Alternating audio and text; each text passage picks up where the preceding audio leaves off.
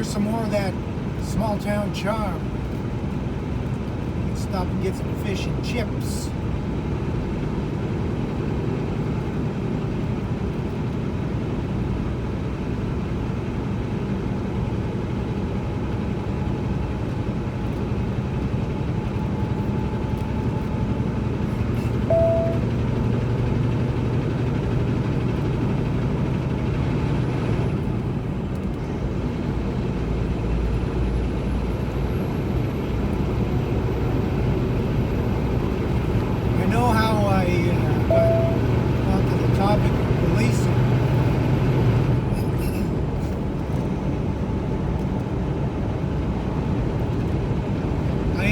My speed too fast for the RCMP in northern Manitoba, and they gave me a fucking speeding ticket. You didn't have to. Could have just told me to slow her down. But no, he gave me a ticket because he knew where my head office was located, and then I'd have to drive up fight him in court. He fucking knew.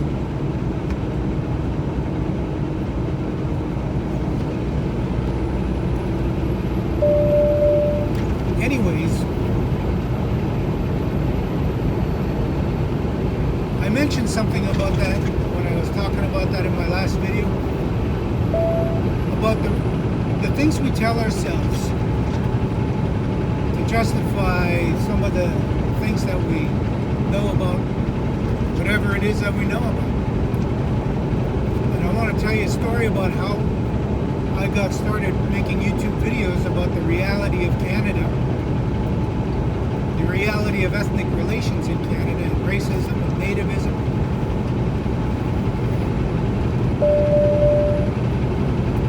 Because I read this book by Edward Said called Orientalism. And the premise of that book, the conclusion of it, is that when the British Empire would ever talk about people in the eastern part of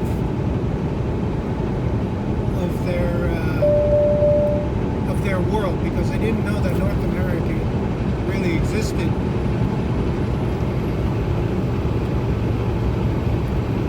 And then when they found it,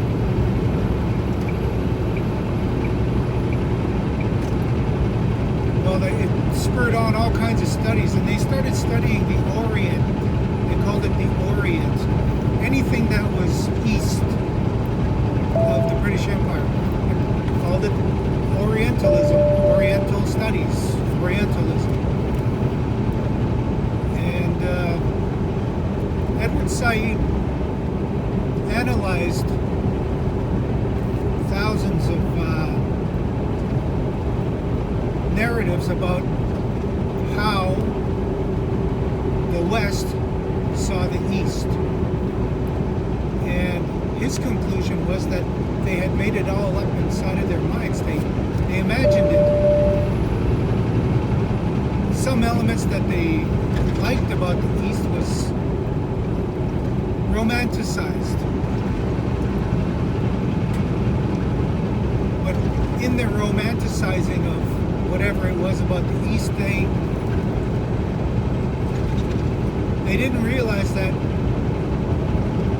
in their beautiful poetic words and romanticization of the East, it didn't jive with reality, according to Edward Said. It was all imagined in their mind. The imaginary romanticism didn't fit with reality. But that's how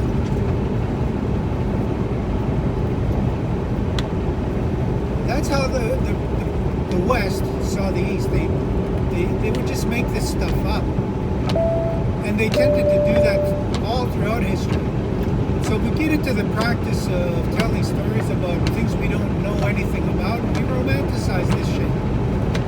So people talk about policing and RCMP, and the narrative of it, the dominant narrative is that the police are good, that they're here to help, that we need police.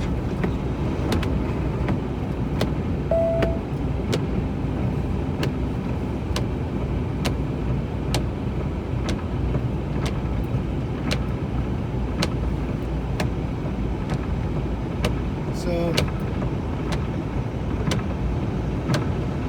that romanticization of everything is also seen in Native studies, Aboriginal studies, whatever you want to call it. The imaginary Indian. So I think it was Daniel Francis who wrote The Imaginary Indian. And he did the same thing Edward Said did, except with Indians, the imaginary Indian. And when you analyze what the West thinks about the Indian, off to the left of me, I'm looking at a cigar store Indian right now, which is a construct of the imagination of the British colonizer and the French. Trying to wash away those bug guts from the screen. Anyways, what prompted me to make these videos is somehow on the feed came this video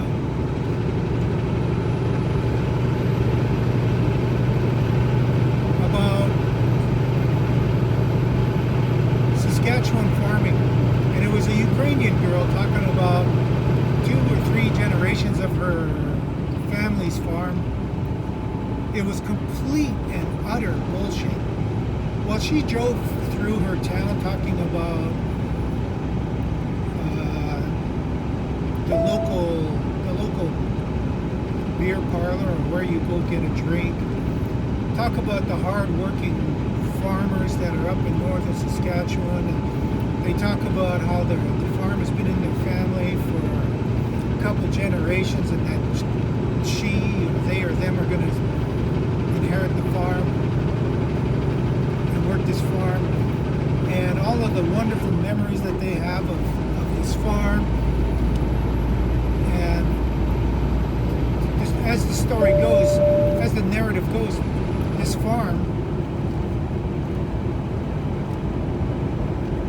is as if it has always been there. Like there were never any First Nations people living there at all. That's a romantic story of farming.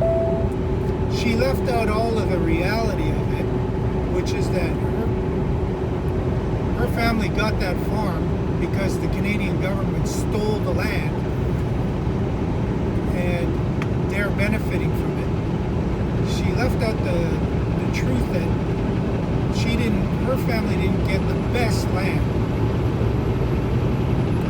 That her family was discriminated against so badly that they had to literally abandon their family name from Boyechko to anglicize it to just Boyd.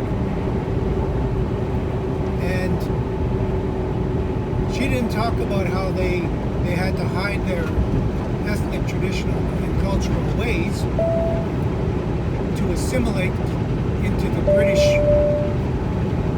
cultural system, to assimilate to the point where they're identifying as white people when they're not even white. So when I watched that video, I was like, oh my God, there's so much bullshit to this young lady's video, and she believes it. She believes her own bullshit of the hard work ethic, the Christian work ethic, the Ukrainian way of doing things. It was just total bullshit. But it was so romantic. And all the comments, you could read all the comments about it. Wow. Beautiful farm, beautiful town, peaceful way of life, peaceful way of living.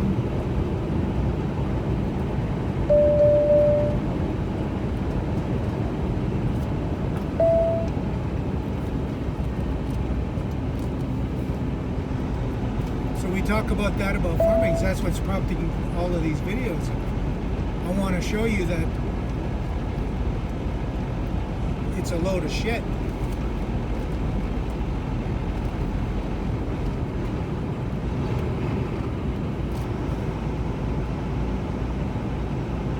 Yes, it's hard. It takes hard work to make a farm. Sometimes you don't even make money. You're breaking even. Sometimes you've got to sell the farm because you're just not making money.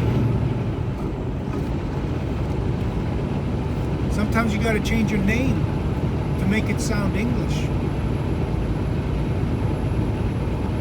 So Katarzyna Boyechko becomes Katie Boyd. Now you're English. Whenever somebody sees your resume and you want to get a job, you don't put Katarzyna Boyechko back in 1930, 1950. You could do that today.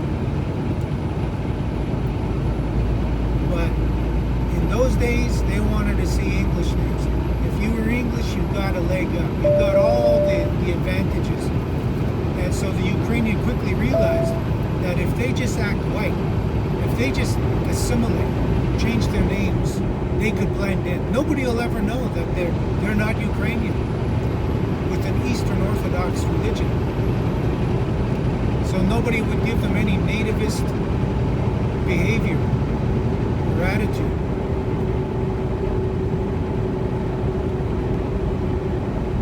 We romanticize the RCMP. They've been doing that since they were organized.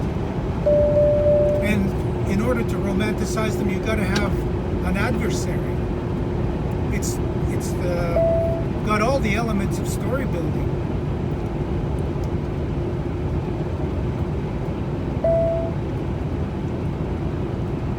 You know, the Métis and the First Nation people, those were the villains in the story. The heroes were the RCMP and the cowboys. So Ukrainians were never cowboys, but if you assimilate it, then you blend in. Now you're cowboys. But you have to understand that when you do that, you're betraying yourself and your community to get that advantage.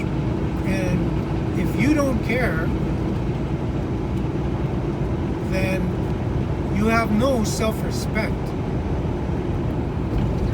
Because you're willing to sell yourself out for some advantage, a little bit of advantage, where capitalism rewards you to assimilate. And all those farms I've been showing you did that. Ukrainians, Germans, Russians, even new immigrants that have arrived recently. People from East India, Pakistan, well, India, not East India, Pakistan, Muslims, Sikhs,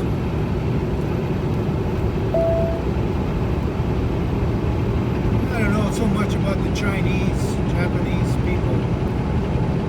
Japan is a nation of itself. It's its own island. China does their own thing. Not too many Chinese farmers out here.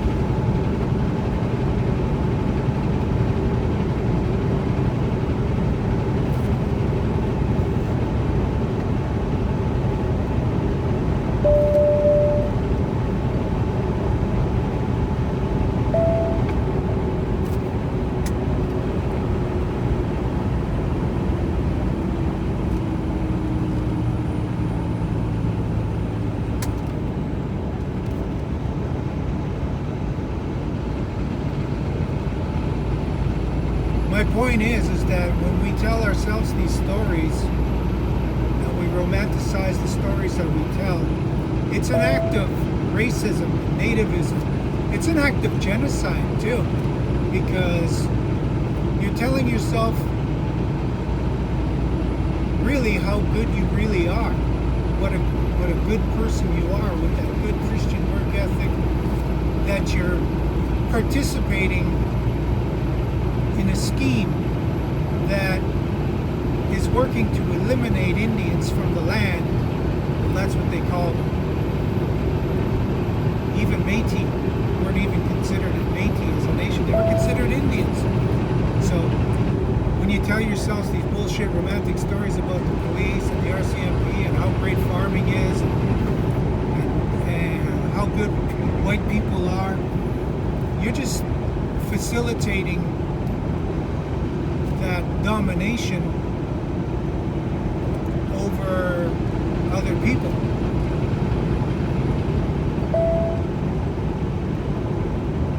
When you're identifying as white, and you're not white, and you're Ukrainian, or you're Polish, or you're Russian, because there was no white people in Russia.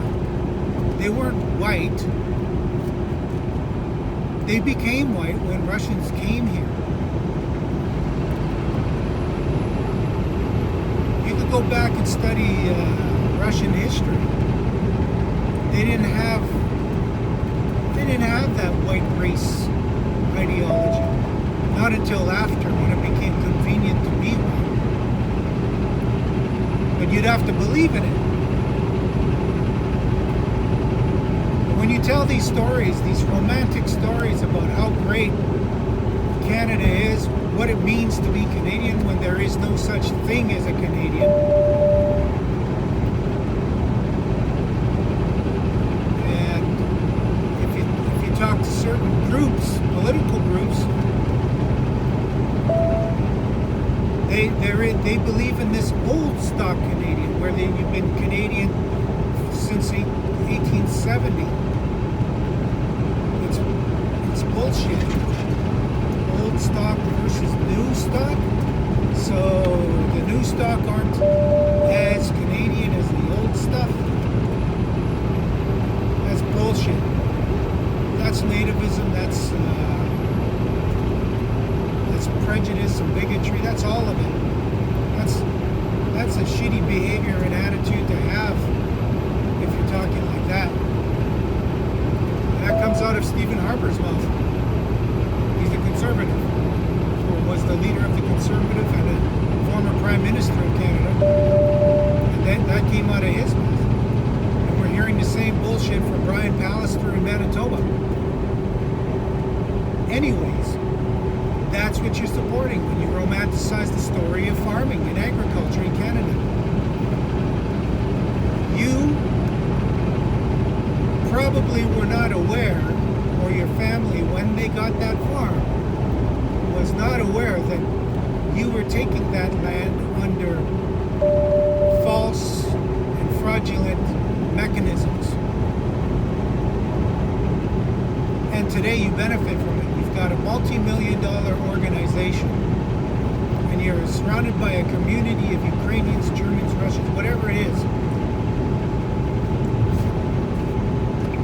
And you've developed an industry of agriculture, and business, and corporation, and a power system around agriculture that has a powerful influence Canadians and internationally. And when you tell that bullshit story, you eliminate the truth and reality that you stole the land, that you participated.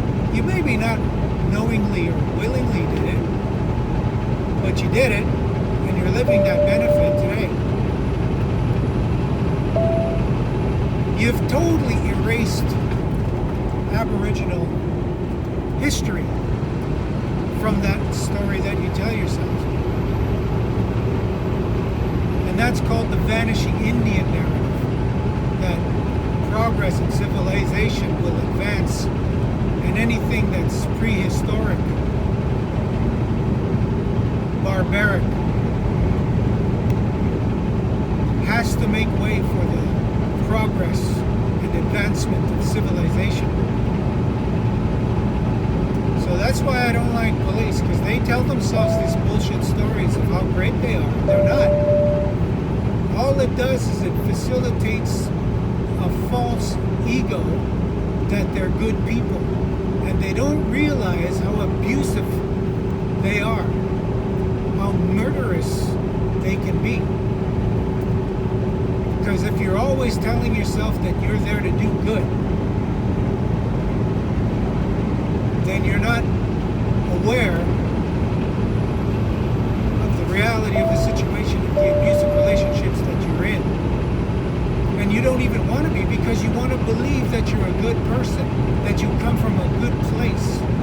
But actually you don't, and you're not. So you see, that's why I'm making these videos, to shed light on the truth about agriculture, because it's one of the wickedest and most evil things that has ever happened to humanity. And it's not just since colonization of Canada, but it goes back over 10,000 years. Empires were built on it. So-called civilizations developed on it. So I hold no delusions about policing. I hold no delusions about the RCMP. I hold no delusions about farming and agriculture. And I hold no delusions about capitalism. I'm powerless to do anything about it except to tell the story.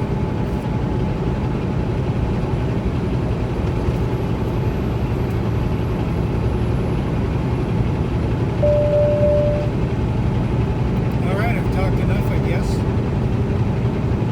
That's the story of Romanticism and Orientalism. So go read Orientalism by Edward Said, then read his other book, Culture and Imperialism. And by the time you get through those two books, you should have an understanding that whatever the British Empire was thinking, it was all a bunch of bullshit. They imagined it. They made it up. They had a vision, a dream, and it was a delusion. It was not based in reality, and it's still not based in reality. And if any of you still believe that agriculture, the Christian work ethic, colonization, Indian residential schools, that was all meant to be good, after reading those two things, then you're still delusional. You have a problem with critical thinking. You don't want to think critically. You want to believe the story, and you want to be a part of the group of white supremacy that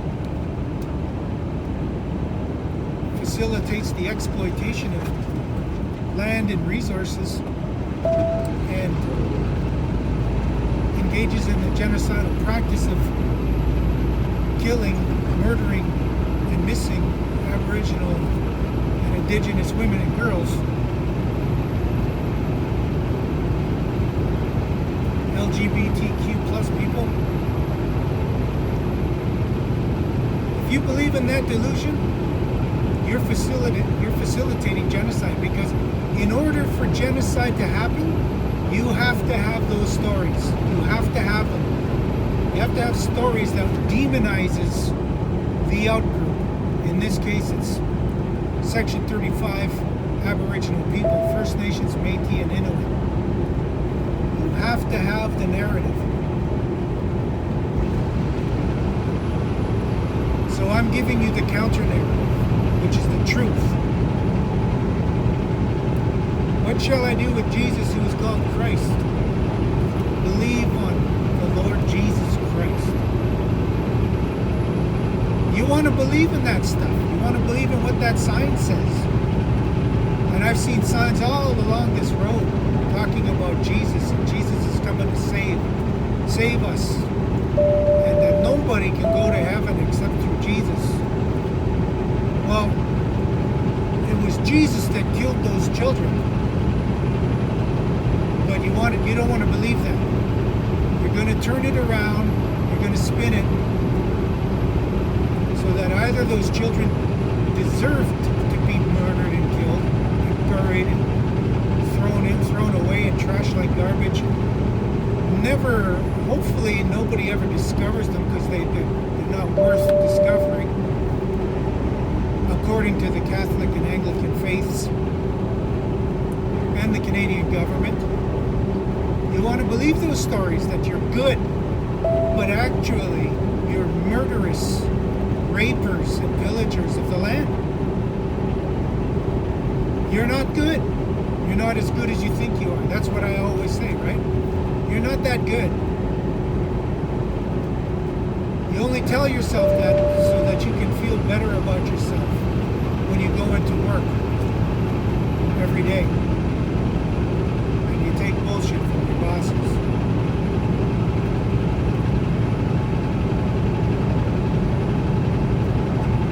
But anyways, that's why I'm making these videos. That's why I have a TikTok. Please don't forget to like, share, and subscribe. Thanks for joining in.